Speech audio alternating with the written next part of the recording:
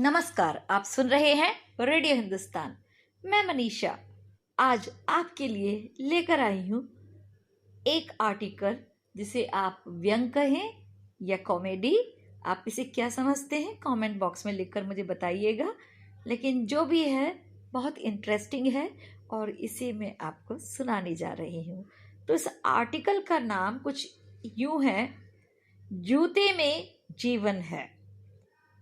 गर्मियों की छुट्टियां हुई तो जैसे सभी बच्चे अपने रिश्तेदारों के यहाँ जाते हैं, तो हम भी अपनी बुआ के घर गए जूते पहनकर। एक दिन हमने देखा कि फूफा जी अपने पैर की मरहम पट्टी कर रहे हैं। तो हमने पूछा, क्या हुआ? फूफा जी बोले, जूते ने काट लिया। हम हैरान परेशान, अच्छा तो जूता काटता भी है। एक नई बात पता चली। अगली छुट्टियों में मामा के घर गए तो उन्हें जूते में तेल लगाते पाया। हमने पूछा, क्या हुआ मामा जी? मामा जी बोले, ये चू चू करता है। अच्छा, बोलता है? कमाल है, जूता बोलता भी है। फिर अगली छुट्टियों में हम चाचा जी के घर गए तो उन्हें कहते सुना कि फलाना फलाना तो जूते का यार है। ओ, तो जूते दोस्ती भी करते हैं। एक नई बात पता चली। उससे अगली छुट्टियों में ताऊ जी के यहाँ गए तो वह किसी के बारे में कह रहे थे कि वह तो जूते खाए बिना मानेगा ही नहीं। शायद किसी सर जी के बारे में कह रहे होंगे। अरे वाह, जूते खाए भी जाते हैं, माने तो भूख मिटाते हैं जूते। फिर अगली होली में देखा कि एक आदमी को गधे पर बिठाया गया है और उसके गले में जूते पड़े हैं और लोग नाच गा रहे हैं। हमने अपने पापा जी से पूछा, ये क्या हो रहा है?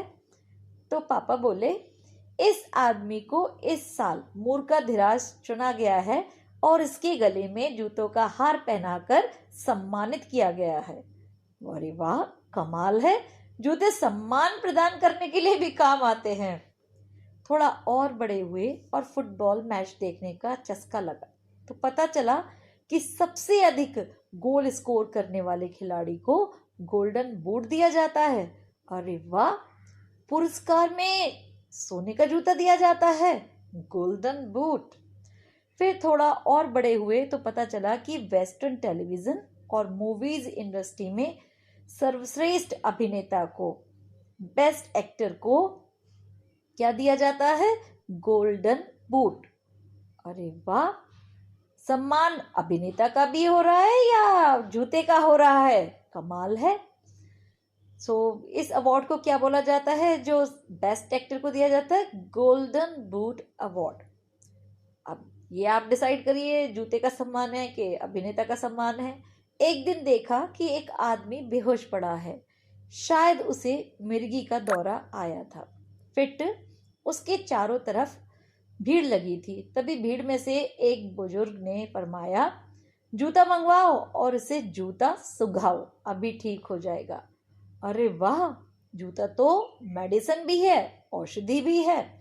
फिर एक शादी में गए तो वहां देखा कि वर और वधू पक्ष में कुछ सौदेबाजी हो रही थी। हमने अपने पापा जी से फिर से पूछा, ये क्या हो रहा है? पापा जी बोले, बेटा ये दूल्हे की सालियों ने दूल्हे के जूते चुरा लिए और अब उन्हें वापस करने के लिए रुपये मांग रहे हैं। ओह नो, जूते का अपहरण भी हो जाता है। और वो माधुरी दीक्षित की पिक्चर का गाना तो याद ही है ना, जूते दे दो पैसे ले लो।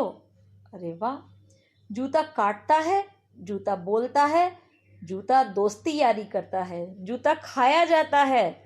जूते का सम्मान मीन्स जूता सम्मान प्रदान करता है, जूता मेडिसिन है, औषधि है, और तो और जूते के अपहरण का भरा पूरा व्यवसाय है। गाना भी बनता है इस पर।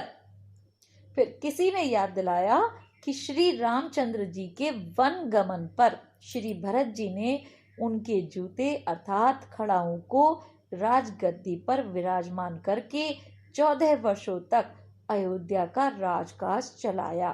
तो जूता महाराज का रिप्रेजेंटेटिव भी है। कुल मिलाकर मुझे तो लगता है कि जूते में ही जीवन है।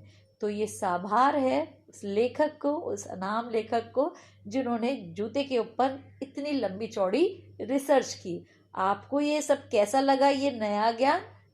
प्लीज़ कमेंट बॉक्स में लिखकर बताइएगा। और मैं मनीषा ऐसे ही इंटरेस्टिंग फैक्ट्स को आपके लिए लाती रहूंगी ओनली ऑन रेडियो हिंदुस्तान। तो करते रहिए काम और सुनते रहिए रेडियो हिंदुस्तान।